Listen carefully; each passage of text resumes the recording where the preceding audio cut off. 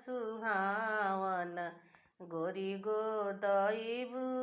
गोदान आयो सावन अधिक सुहावन गोरी गोदैबु गोदान सासु निरेखे हरि हरि गोदाना सासु निरेखे हरि हरि गोदाना सैया निरेखे गोरे गाल धनी हो कठिन करे जतो हर जियारा कैसे गोदैबु गोदाना धनी हो कठिन करे जतो हर जियारा कैसे गोदवलु गोदाना आयो सावन अधिक सुहावन गोरी गोदैबु गोदाना गोतिन निरेखे हरि हरि गोदाना ननद निरेखे हरि हरि गोदाना सैया निरेखे गोरे गाल धनी हो कठिन करे जतो हर जियारा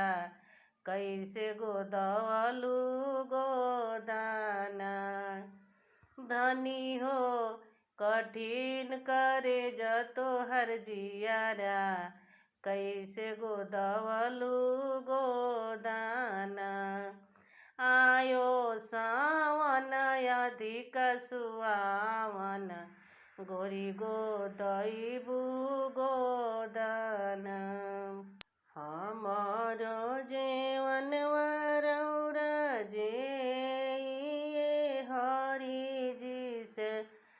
तब जाई बिया पनाया पिसावा हाय रे सवलिया से तब जाई बिया पनाया पिसावा हाय रे सवलिया कैसे में जेई धनी तोहारो जेवानवा से छूट तारे गाड़ी के टाइमावा हाय रे सवलिया से छूट तारे ट्रेन के टाइमावा हाय रे सवलिया छूटता तो छूटे देहू गाड़ी के टाइमा वासे बाइक से जाई बिया पिसावा हाय रे सवलिया से साइकिल से जाई बिया पिसावा हाय रे सवलिया से राजदूत से जाई बिया पिसावा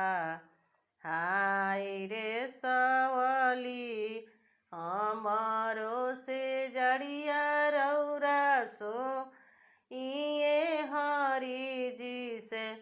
तब जाई बिया पनाया पिसावा हाय रे सवलिया से कैसे में सोई धानी तोहरो से जड़िया से छूटल जाला गाड़ी के टाइमावा हाय रे सवलिया से कैसे में सोई धानी तोहरो से जड़िया से छूट तारे गाड़ी के टाइमावा हाय रे सवलिया छूटता तो छूटे देहू गाड़ी के टाइमावा से राजदूत से जा जाइबी अफिसवा हाय रे संवलिया से टोटो से जाइबी अफिसवा हाय रे संवलिया से पैदल जाइबी नौकरिया हाय रे